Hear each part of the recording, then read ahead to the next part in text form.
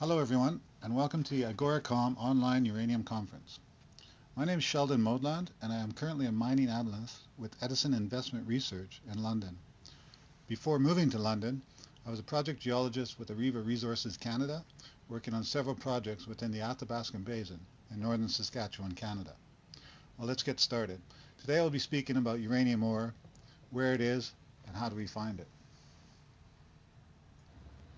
During this presentation, I'll be covering the following topics: global occurrences in mining jurisdictions, major uranium deposits and their characteristics, key criteria for their discovery, and current exploration activity. As it turns out, uranium is actually quite common. It's found almost everywhere, in rocks, in soils, in rivers, and in the ocean. In fact, it's even more common than silver or gold. The difficult part is trying to find it in economic quantities. As you can see by the map, there's numerous deposits all over the world found on every continent. These are divided into 14 different deposit types, plus there's numerous subtypes underneath these. In terms of the global producers, the top players are Kazakhstan at 37%, Canada at 17%, and Australia at about 11%.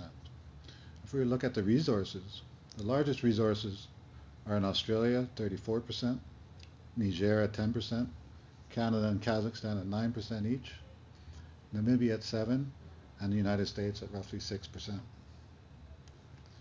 This next slide shows a geological cartoon of the different uranium deposits. The highest grade is the unconformity deposits. The most common is the Sandstone deposits, followed by the quartz conglomerate deposits. Other deposits are also shown, like in the upper left-hand corner, the breccia deposits, and on the right-hand side, volcanic hosted deposits, and in the middle you can see the vein deposits.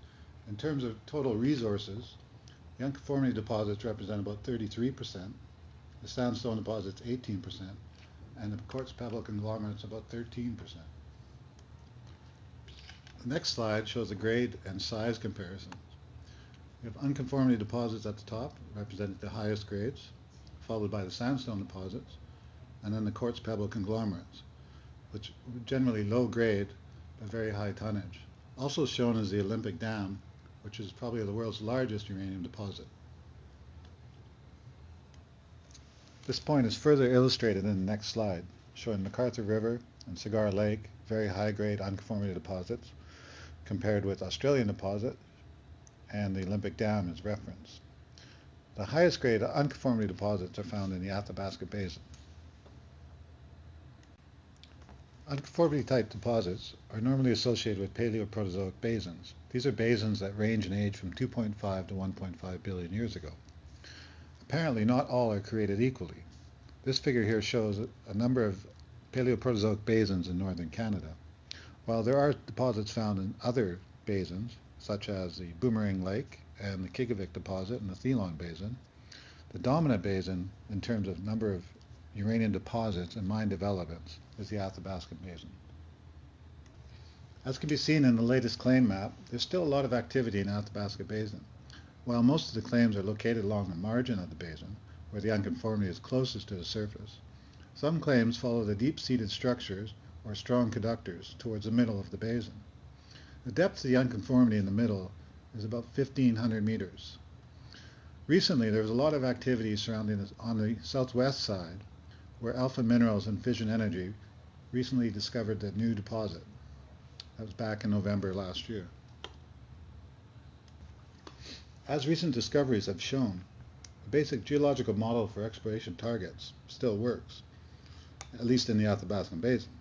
Although the unconformity deposits are the highest grade in the world, they generally have small footprints and thus can be easily missed, especially when considering mineralization is sometimes more than 700 meters below the surface. Fortunately, these pods can exhibit relatively large alteration halos, which can be identified in drill core or from resistivity surveys.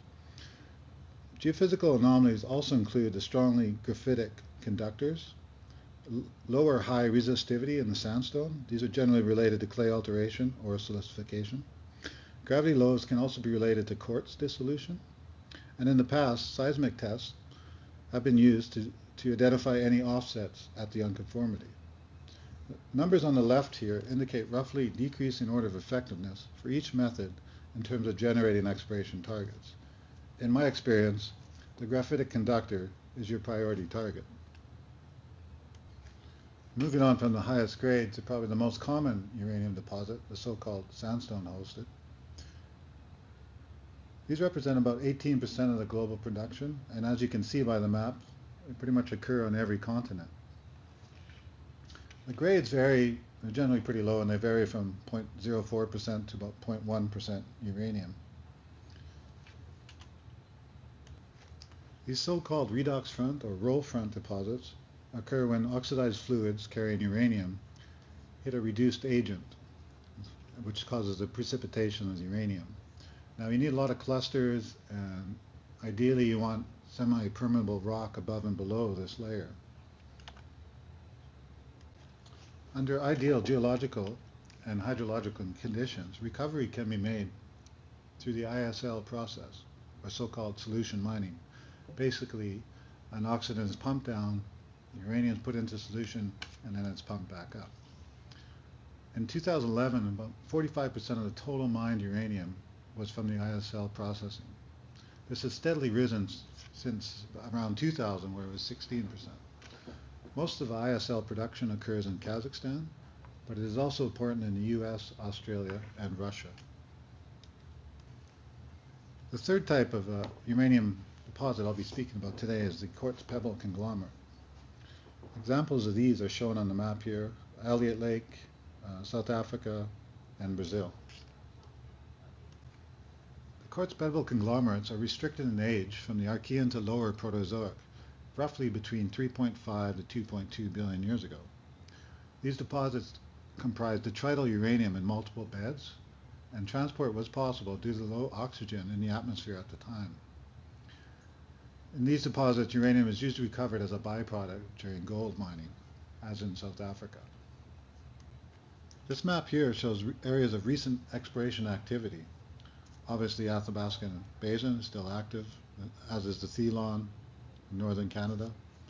Also in the States with the Sandstone deposits, in Wyoming and Texas. There's been a lot of activity in Paraguay and Peru. Also in Botswana, Sweden, and Western Australia. To summarize, you can see that uranium is quite a ubiquitous element, and it is quite common, even more common than gold or silver. The uranium hexavalent ion is highly soluble in oxidizing fluids, and it will reprecipitate as uranium-4+ in reducing environments. Identification of uranium deposit require an integrated approach relying on the compilation of geophysics, geochemistry, and geology. There are numerous deposit types with wide-ranging grades and sizes. The most successful exploration companies have a well-experienced and strongly technical management team. Well, that concludes my presentation on uranium deposits. I thank you for your interest, and please contact me if you have any further questions. Thank you.